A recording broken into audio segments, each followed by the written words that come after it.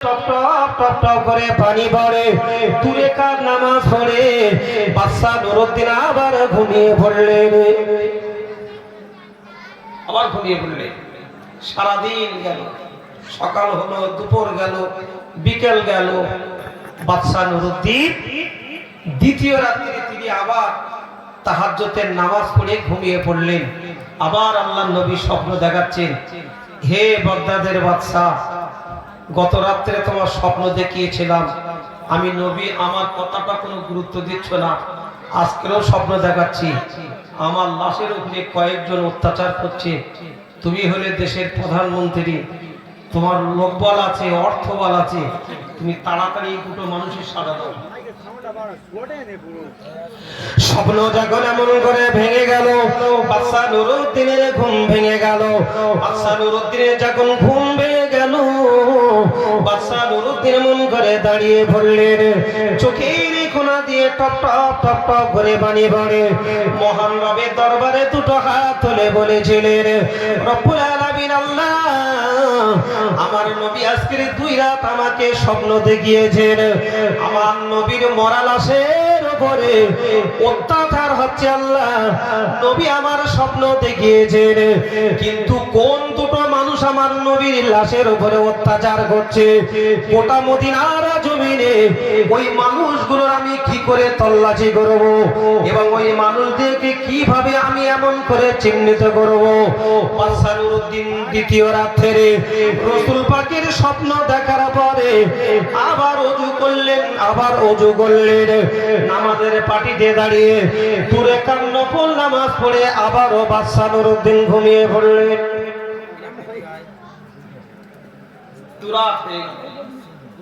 তৃতীয় রাত যখন আসলো, বাদশা নুরউদ্দিন এশার নামাজ পড়লেন। বাদশা নুরউদ্দিন এশার নামাজ পড়ে তিনি তাহাজ্জুদের নামাজ পড়ে এমন করে ঘুমিয়ে পড়লেন। তৃতীয় রাতে আল্লাহ নবী জনাবে মুহাম্মদুর রাসূলুল্লাহ বাদশা নুরউদ্দিনকে বললেন, বাদশা নুরউদ্দিন, তোমার পরপর আমি স্বপ্ন দেখিয়েছি, আমি নবী মুহাম্মদ আমার লাশের উপরে অত্যাচার করছে, তুমি কোনো কর্ণপাত করছো না। ও বাগদাদের বাদশা নুরউদ্দিন, তুমি জেনে রেখে দাও, মদিনার এই দুটো যুবক ছেলে, এদের চেহারা তোমার দেখিয়ে দিলাম, এদের ফটো তোমার দেখিয়ে দিলাম। বাদশা নুরউদ্দিন, আমি রাসূল বলছি, এই দুটো ছেলে, যুবক ছেলের চেহারা তুমি দেখে রেখে দাও, এই দুটো যুবক ছেলে আমি রাসূল আমার লাশের উপরে অত্যাচার করে। আমার কথা বুঝতে পারছেন? আবার বুঝতে কোনো অসুবিধা হচ্ছে কি? আমার লাশের উপর অত্যাচার করে। বাদশা নুরউদ্দিনের ঘুম ভেঙে গেল। বাদশা নুরউদ্দিনের ঘুম ভেঙে যাবার পরে চোখের কোনা দিয়ে টপ টপ টপ টপ করে পানি পড়ে। তিনি আবার পুনরায় ওযু করলেন। পুনরায় ওযু করে 2 রাকাত নফল নামাজ পড়লেন। 2 রাকাত নফল নামাজ পড়ে বাদশা নুরউদ্দিন আর এমন করে ঘুমালেন না, আর পিঠির সঙ্গে আর এমন করে বিছানার সঙ্গে কোনো সম্পর্ক রাখলেন না। ফজরের আজান হয়ে গেল। বাগদাদের বাদশা নুরউদ্দিন তিনি ফজরের নামাজ, ফজরের সালাত পড়ে ওই পাটিতে বসে তার প্রধান উজির জামালউদ্দিন কেমন করে সংবাদ দিলেন। তার প্রধান উজির জামালউদ্দিনকে ডাকলেন। তার প্রধান উজির জামালউদ্দিন তিনি দৌড়ে দৌড়ে বাগদাদ শরীফের জমিনে চলে আসলেন। এসে বাগদাদের বাদশা নুরউদ্দিনের হাত ধরে বলেছিলেন, জাহাপানা, তুমি আমার কেন ডেকেছো, কি জন্য ডেকেছো বলো বলো। তোমার চেহারা দেখলে মনে হয় তুমি দারুণ চিন্তার ভেতরে পড়ে আছো, তোমার কেঁদে কেঁদে 2 চোখের কোনা দাগ হয়ে গিয়েছে। নুরউদ্দিন, বলো এত চিন্তা কিসের, এত টেনশনের ভেতরে তুমি কি জন্য আছো, এত টেনশন কেন, এত চিন্তা কিসের? বাগদাদের বাদশা তার প্রধান উজির জামালউদ্দিনের হাত ধরে বলেছিলেন, হে আমার প্রধান উজির, রাসূলুল্লাহ পরপর 3 রাত স্বপ্ন দেখিয়েছে, নবীর মরা লাশের উপরে নাকি অত্যাচার হচ্ছে। আমি পরপর 2 রাত কিছু মনে করিনি, তৃতীয় রাত্রে কোন মানুষগুলো রাসূলুল্লাহর লাশের উপর অত্যাচার করছে, আল্লাহর নবী স্বপ্নের ভিতরে সেই মানুষগুলোর ফটো আমার দেখিয়ে দিয়েছে। চলো এই বাগদাদের জমিন থেকে আমরা চলে যাব আল্লাহর নবীর রওজায়। একবার জোরে বলুন সুবহানাল্লাহ। আমরা আল্লাহর নবীর রওজায় চলে যাব। চলো। একদিন গেল, দুদিন গেল, ও ভাইরা বাবাজিরা আমার, আমি কিতাবটার নাম আপনাদের বলে যাই। এই কিতাবটা খুব সরল ভাষায় এই কিতাবটা লিখেছেন পানিগোবরা হাফেজ সাহেব হুজুর কেবলা। এই কিতাবটার নাম হলো আযাবুল কবর। কি নাম? কিতাবটার নাম হলো আযাবুল কবর আর আযাবুল মউত। এই কিতাবটার ফলে পানিগোবরা হাফেজ সাহেব হুজুর কেবলা উল্লেখ করেছে যে বাগদাদের বাদশা আত্মার প্রধান উজির তারা কি করলেন, ফজরের নামাজ পড়ে মদিনার রাস্তায় চললেন। মদিনার রাস্তায় চললেন। একদিন, দুদিন, 3 দিন, 13 দিন পরে বাগদাদের বাদশা আত্মার প্রধান উজির রাসূলুল্লাহর রওজায় গিয়ে পৌঁছলেন। একবার জোরে বলুন সুবহানাল্লাহ। বাগদাদের বাদশা রাসূলুল্লাহর রওজার চতুর্দিকটা ঘুরে ঘুরে দেখলেন। বললেন, নবী বলছেন রাসূলুল্লাহর লাশের উপর অত্যাচার হচ্ছে, কিন্তু কই আমি তো কিছুই দেখতে পাচ্ছি না, কিছুই তো দেখছি না। অনেক ঘুরে ঘুরে দেখলেন, কিছুই দেখা যায় না।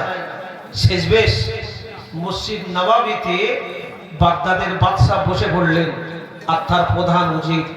দুজনা বসে নামাজ পড়ে আল্লাহর কাছে দুটো হাত তুলে দোয়া করলেন, আল্লাহ আমার নবীর স্বপ্ন কোনোদিন মিথ্যে হয় না। আমার নবীর মৃত লাশের উপরে অত্যাচার হচ্ছে, আল্লাহ সেই দুটো মানুষের ফটো আমার দেখিয়ে দিল, কিন্তু গোটা মদিনার কোলে সেই দুটো মানুষ কোথায় আছে? আমি বাগদাদের বাদশা তাদের কিভাবে চিহ্নিত করব? কিভাবে চিহ্নিত করব? বাদশা তার প্রধান উজির জামালউদ্দিন বাদশার চোখের পানি দুটো মুছিয়ে দিয়ে বললেন, হে বাগদাদের বাদশা, নবী স্বপ্ন দিকে দেখিয়েছে, বারহাক সত্য, এতে কোনো মিথ্যে কথা নাই। তবে লোক দুটো কিভাবে চিহ্নিত করবে, আমি কিছু যুক্তি পরামর্শ আপনার দিচ্ছি, সেই মতো আপনি কাজ করুন। নবী যে দুটো যুবক ছেলের ফটো দেখিয়েছে, নিশ্চয়ই এই দুটো যুবক ছেলে ধরা পড়বে। বাদশা নুরউদ্দিন তখন বললেন, ও আমার প্রধান উজির জামালউদ্দিন, বলো বলো এই গোটা মদিনার মানুষ দিয়ে আমি কিভাবে এক জায়গায় করতে পারি? বাদশার প্রধান উজির জামালউদ্দিন বললেন, ও বাগদাদের বাদশা, তুমি একটাবার ঘোষণা করে দাও যে মসজিদ নববীতে বাগদাদের বাদশা এসেছে এই মদিনা শরীফের সকল পুরুষ দিয়েকে দেখা করার জন্য। বাদশা নুরউদ্দিন তাদের কিছু উপঢৌকন দান করবেন। বাদশা নুরউদ্দিন যখন এই কথাটা ঘোষণা করে দিলেন, গোটা মদিনার যত যুবক ছেলে আর বয়োজ্যেষ্ঠ আব্বাজান যারা ছিলেন, বাদশা নুরউদ্দিনের সঙ্গে দেখা করার জন্য ঘর বাড়ি সব কিছু ছেড়ে দিয়ে মসজিদ নববীর সামনে বাদশা নুরউদ্দিনের সামনে এসে সকলে হাজির হলে। সবাই এসে হাজির হলেন। বাদশা নুরউদ্দিন কিছু তাদের হাতে হাতে উপঢৌকন দিচ্ছেন আর চেহারার সঙ্গে মিল করছেন। কোন চেহারা? সমস্ত পুরুষ এসছে, বাদশা নুরউদ্দিন তাদের হাতে কিছু কিছু দিচ্ছে আর চেহারার সঙ্গে স্বপ্নের ভেতরে রাসূলুল্লাহ যে দুটো ছেলের চেহারা বাদশা নুরউদ্দিনকে দেখিয়েছিলেন, সেই চেহারার সঙ্গে অতটা পুরুষ এক জায়গায় হলো সেই চেহারার সঙ্গে মিল খাচ্ছে না, মিল খাচ্ছে না। সেজবে যখন বাদশা নুরউদ্দিন আবার পুনরায় তিনি বললেন, এই মদিনার জমিনে যত এমন করে পুরুষ তোমরা বাস করো, কোন ঘর থেকে কি কোন আর পুরুষ আসতে এখানে বাকি আছে? মদিনার সকল মানুষেরা হাত উঁচু করে বলেছিলেন, ও বাগদাদের বাদশা, আপনি মসজিদ নববীতে সকল মদিনাবাসীর সঙ্গে সাক্ষাৎ করার জন্য যখন আপনি ঘোষণা করেছিলেন, এই মদিনার একটা ঘরের পুরুষ আর বাকি নাই, প্রত্যেকেই তো আপনার সঙ্গে সাক্ষাৎ করার জন্য এসেছে। বাগদাদের বাদশা বলেছিলেন, খালি তোমাদের জানা মতে এই গোটা মদিনার আর কোন পুরুষ কি এই মজলিসে আসতে বাকি আছে?